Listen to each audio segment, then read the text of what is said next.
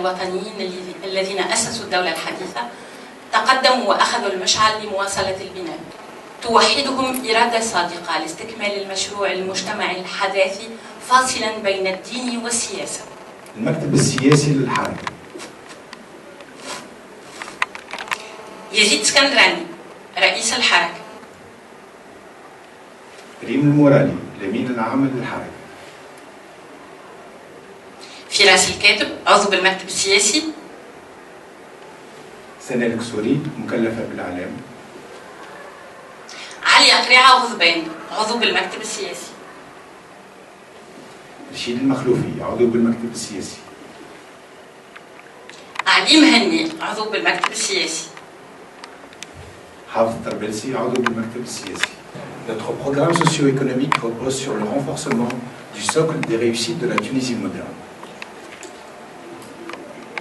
La perpétuation d'un système éducatif et d'enseignement républicain, ouvert sur le monde, dispensé à l'ensemble des Tunisiens et qui constitue le vivier des compétences.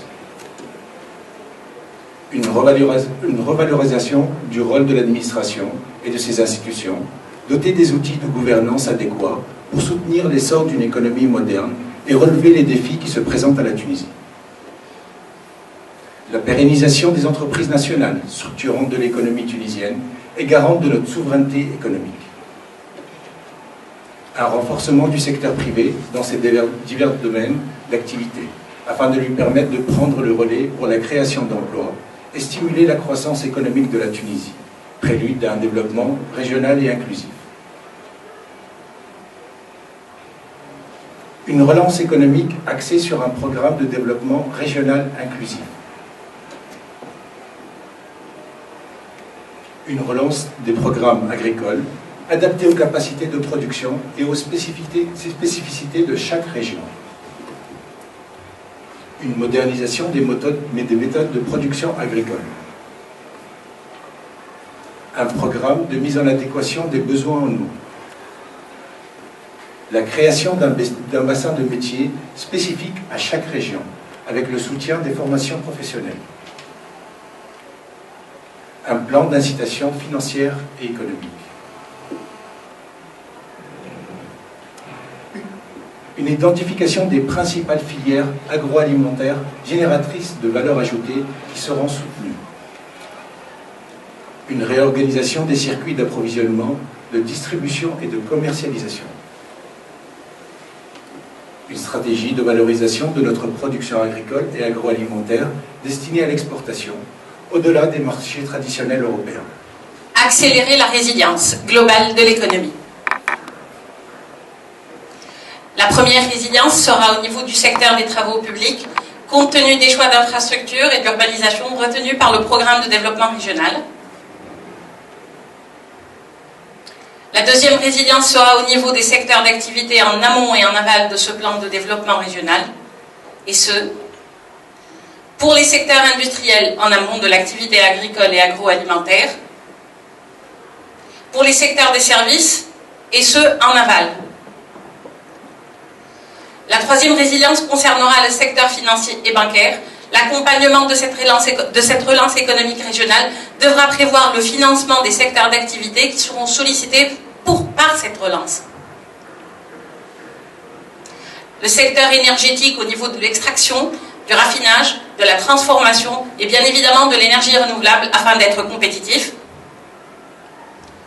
Le secteur industriel et touristique par l'émergence d'un marché de la dette en support au marché financier serait à propos. حركة الاستقلال التونسي اليوم تحتفل بذكرى تأسيسها، ذكرى عيد ميلادها الأول.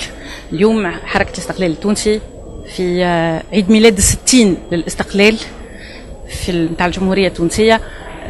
حبينا نعملوا لما باش نقدموا للصحافة توجهات الحزب، باش نقدموا رؤيتنا للمجتمع التونسي في القرن 21، وباش نقدموا زادا كيف رؤيتنا الاقتصادية والاجتماعية اللي نحبوا نسعوا من خلالها باش كونوا نقدموا حلول للمجتمع نظرا للأوضاع العصيبة اللي تعيشها تونس منذ السنوات الأخيرة. تو عندنا 5 سنين وإحنا هاك تشوف.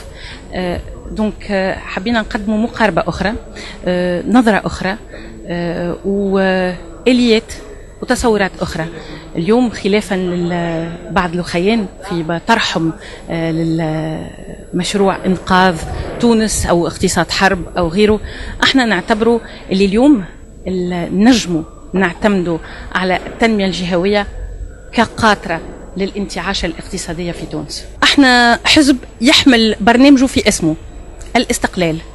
احنا أول حاجة نديو باستقلال القرار الوطني. ثانيا الاستقلال ما يقفش في الاستقلال الترابي، لازمنا نحققوا الاستقلال الطاقي، لازمنا نحققوا الاستقلال الغذائي، لازمنا نحققوا حتى استقلالنا الامني. مش معقول في الظروف اللي احنا نعيشوا فيها ومازلنا مرتهنين ومازلنا نستناو فيها وشكون باش يبعث لنا ولا شكون باش يعطينا ولا باش يمدنا. صحيح فما علاقه تشاركيه وفما تبادل المعلومات، لكن ماذا بينا نكونوا عندنا نوع من الاستقلاليه في الامور هذه.